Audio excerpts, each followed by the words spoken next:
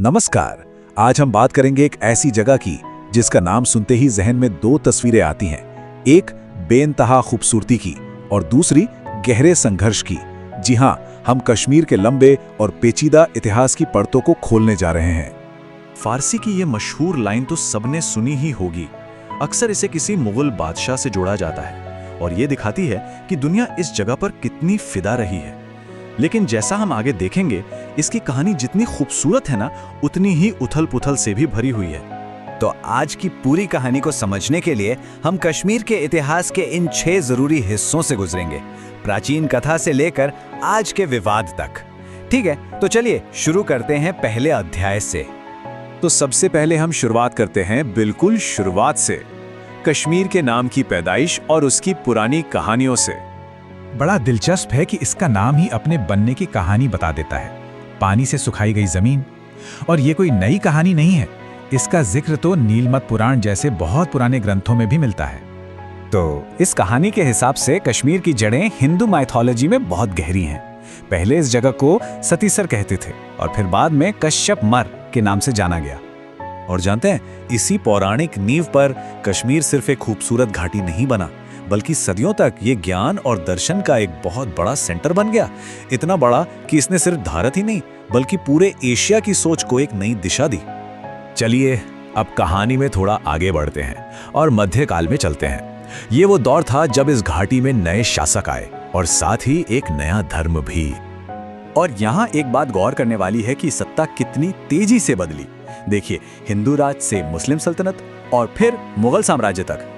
इन्हीं बदलावों ने आने वाली कई सदियों के लिए एक मिले जुले शासन की नींव रखी। और इस सल्तनत के दौर में ना, शासन के दो बिल्कुल अलग, एकदम जमीन आसमान वाले चेहरे दिखे। एक तरफ था सुल्तान सिकंदर, जिसे बुत शिकन यानी मूर्तियां तोड़ने वाला कहा गया, और वहीं दूसरी तरफ ज़ैन उल आबिदीन, जिसे लोग उसकी टॉलरेंस की वजह से कश्मीर का अकबर कहते थे। सोचिए, एक ही दौर में कितने अलग अलग शासक। अच्छा, तो मुगलों का दौर खत्म होने के बाद कश्मीर की कहानी ने एक नया मोड़ लिया, एक ऐसा मोड़ जिसने इसकी आज की पॉलिटिकल बाउंड्रीज तय की। तो देखिए, मुगलों के जाने के बाद कश्मीर पर पहले अफगानों का राज आया, फिर सिख साम्राज्य का, फिर आया साल 1846 जब अंग्रेजों के साथ एक ट्रीटी के बाद ये डोगरा वंश के हाथ में आ गया। और यहाँ से कहानी का सबसे जरूरी हिस्सा शुरू होता है। 1947 आते आते कश्मीर एक ऐसी रियासत थी जहां राजा तो हिंदू थे पर ज्यादातर आबादी मुस्लिम थी। और यही जो समीकरण था ना, यही आगे चलकर सारे विवाद की जड़ बना। और अब हम पहुंचते हैं कहानी के उस मोड़ पर जो आज के संघर्ष की सबसे बड़ी वजह है, 1947 और ब्रिटिश इंडिया का बंटवारा। 1947 में चीजें बहुत तेजी से बदली। अंग्रेज गए और महाराजा के सामने सवाल था, इंडिया या पाकिस्तान। लेकिन वो कोई फैसला ले पाते उससे पहले ही पाकिस्तान की तरफ से कबायली हमला हो गया।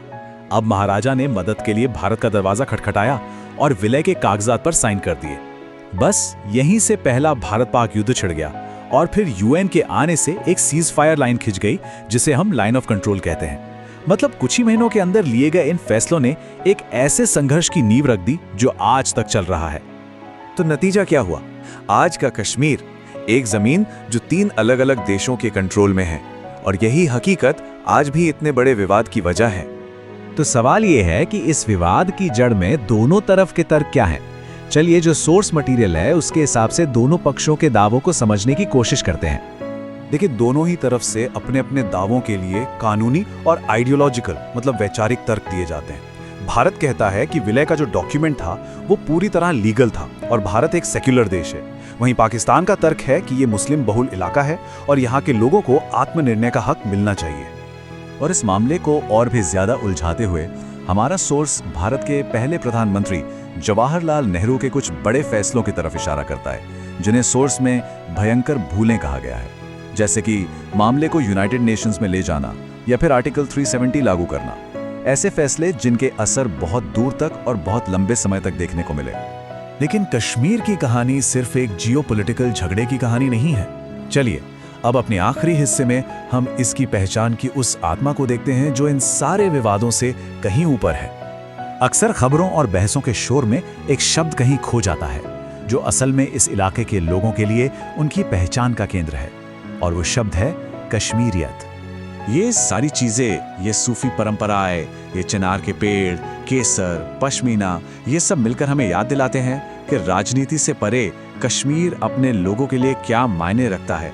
ये सदियों पुरानी कला, जायके और रिवाजों से बना एक घर है। तो आखिर में हम इसी सवाल के साथ इसे छोड़ते हैं कि एक ऐसी कहानी जिसे अक्सर सिर्फ और सिर्फ संघर्ष के चश्मे से देखा जाता है, उसमें कश्मीरियत की ये जो अनोखी सांस्कृतिक पहचान है, वो कैसे जिंदा रहती है और कैसे आगे बढ़ती है, इसका भविष्य क्या है।